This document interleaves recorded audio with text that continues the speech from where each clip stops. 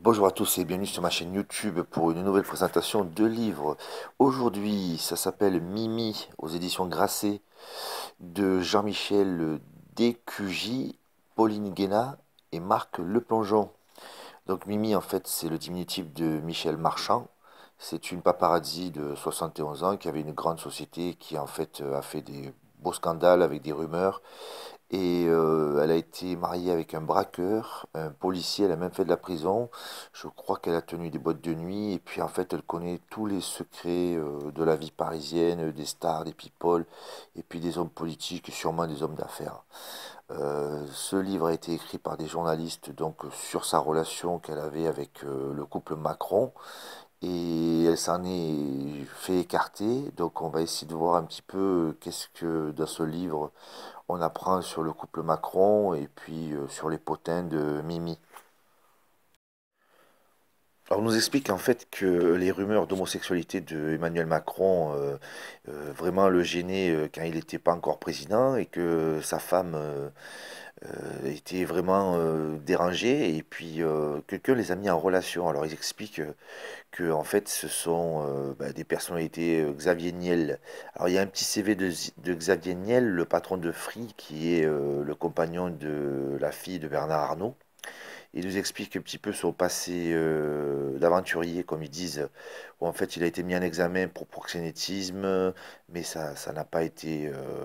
Il a eu un non-lieu et il explique qu'il allait chercher des enveloppes dans les sex shops de Paris.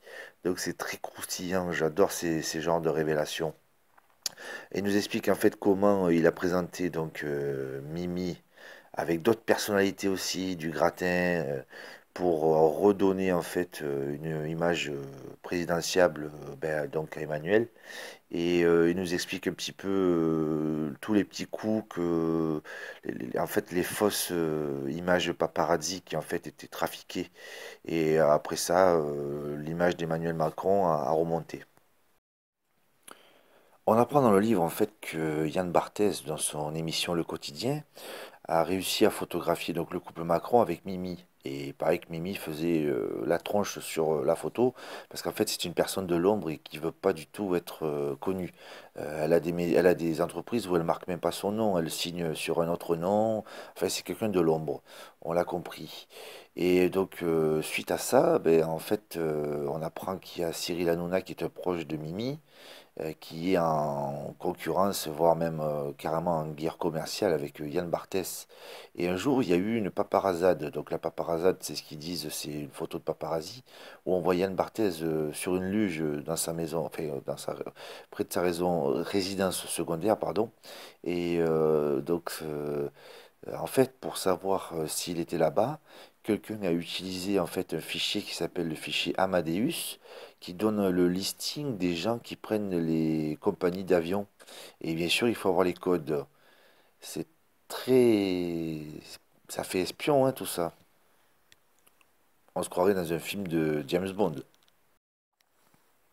On nous raconte comment Mimi vivait, ce qu'elle faisait, ses affaires, et puis ses années de prison, comment elle a été en prison, qu'est-ce qu'elle a fait. Bon, elle s'en est toujours bien sortie, hein. Bon, elle a quand même mangé de temps en temps, mais dans l'ensemble, je trouve que ça a été quand même assez calme de son côté. Elle nous raconte ses fréquentations, alors il y avait de tout, hein. Puis il y avait des noms, des gros noms de gros voyous, de flics. Et puis elle nous raconte un petit peu qu'est-ce qui l'a motivé à arrêter et ce qui l'a motivé à rentrer donc dans tout ce qui était le people. Et elle nous parle notamment qu'elle a travaillé dans une société qui s'appelait Prisma Press. Alors je fais cette petite aparté. Prisma Press qui a été racheté par Bertelsmann il y a quelques années, le groupe Bertelsmann. Et il y a Pierre Hillard qui a fait un très bon livre sur la fondation Bertelsmann. Je vous le conseille à tous.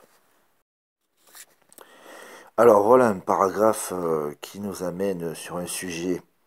Page 174.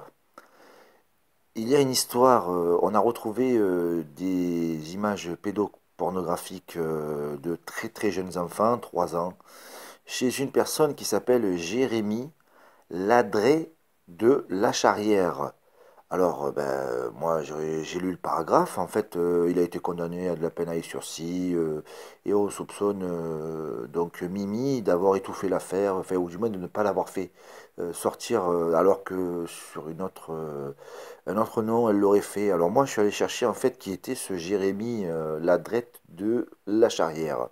Donc de suite, on tombe sur le nom de son papa, Marc Ladrette de La Charrière. C'est un milliardaire, hein. Alors moi je suis allé sur Wikipédia, je suis bête, hein, je suis allé sur Wikipédia. Donc en fait il est milliardaire, il est membre du club Le Siècle et du club le Bilderberg, médaillé de la Légion d'honneur. Donc c'est quelqu'un qui finance les hommes politiques aussi. Puis bon, son nom, hein, de La Charrière, ça doit être un noble ou un ancien noble. J'ai regardé aussi le CV de sa dame, sa maman. Et sa maman, elle a aussi, elle a des entreprises de médias et elle est au conseil d'administration de Rothschild, hein, donc Rothschild, on pense de suite à Macron, hein. Et en fait, ces gens-là, en fait, ils arrivent à passer entre les gouttes, hein. Et je pense que c'est ce qui va faire mal, en fait, dans ce livre, c'est ce paragraphe-là. À la fin du livre, les auteurs nous disent qu'en fait, c'est Mimi qui aurait sélectionné Alexandre Benalla pour la sécurité du couple Macron. Et en fait, il nous explique comment ça s'est passé. Et parce qu'en fait, il y avait un ancien policier qui était choisi, mais finalement, comme il était trop connu, ils ont préféré quelqu'un qui soit plus discret. Et il nous explique quelques petites anecdotes sur Benalla. En conclusion sur ce livre qui était vraiment très intéressant, hein, Mimi c'est James Bond en fait, hein. Quand elle était jeune, ça devait être sûrement une personne très difficile à vivre parce que elle se bagarrait, elle côtoyait les voyous, on apprend des choses vraiment incroyables, hein. Elle a conduit un go fast, alors, elle s'en est sortie encore une fois. Bon, des trucs comme ça. Maintenant, elle connaît beaucoup de gens qui ont beaucoup d'argent, des stars, et puis des mondes du showbiz. Je pense que c'est des gens, ça, Mimi, c'est quelqu'un de dangereux, hein, franchement malsain, quelqu'un de très malsain. Bon, elle s'est reconvertie, elle a changé, mais pendant des années, en fait, elle a fait du mal. Ce livre est quand même très intéressant. J'espère que les gens vont le partager, surtout pour l'affaire de pédophilie, parce que c'est pas normal que les gens qui détiennent des images soient couverts, parce qu'ils sont les fils d'eux, hein, ça on est d'accord.